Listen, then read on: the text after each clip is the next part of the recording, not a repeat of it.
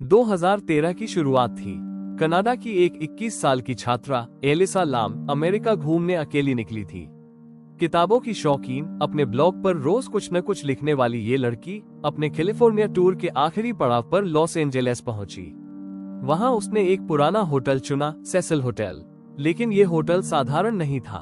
1927 में बना ये होटल पहले ही बदनाम था। दर्जनों आत्महत्याएं, रहस्यमयी मौतें और कुख्यात सीरियल किलर रिचर्ड रेमिरेज भी कभी यहाँ रुका था। लोग इसे शापित मानते थे। एलिसा लाम 29 जनवरी को होटल में चेक इन करती है। शुरुआत में वो डॉम स्टाइल कमरे में रहती है, लेकिन कुछ ही दिनों में होटल स्टाफ उसे एक अलग कमरे में शिफ्ट कर देता है, क्योंकि बाकी गेस्ट्स को उसके व्यवहार में कुछ अजीब लगा। कुछ लोग कहते हैं वो अचानक हंसने लगती थी, किसी से बिना बात किए गुस्सा हो जाती थी।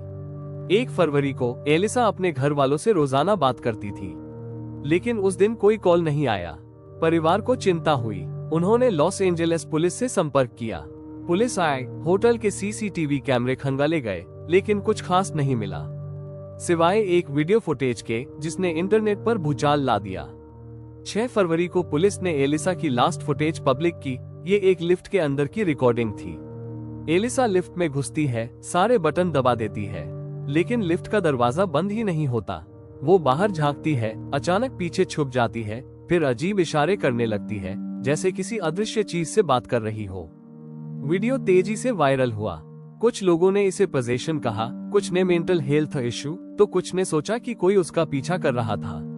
लेकिन उसके बाद एलिसा कहाँ गई, इसका कोई सुराग नहीं मिला। 19 फरवरी को होटल में रहने वाले गेस्ट्स ने पानी की शिकायत की। पानी काला था, बदबूदार था और अजीब स्वाद आ रहा था। जब होटल स्टाफ ने छत की पानी की टंकी खोली तो सब हैरान रह गए। वहां एलिसा लाम की लाश तैर रही थी।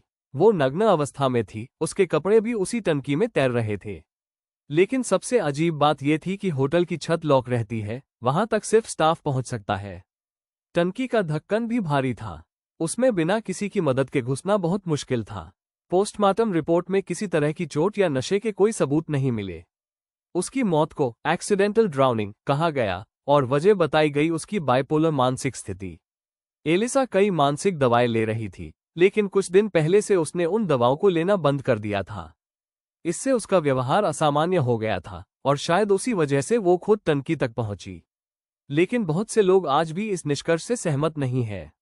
एलिवेटर का वीडियो, छत तक पहुंचने का सवाल और लाश का बिना कपड़ों के मिलना, ये सभी बातें अभी भी एक रहस्य बनी हुई है। क्या ये सिर्फ एक हादसा था या कुछ और? एलिसा लाम की कहानी आज भी इंटरनेट की सबसे रहस्यमयी और डरावनी सच्ची घटनाओं में गिनी जाती है।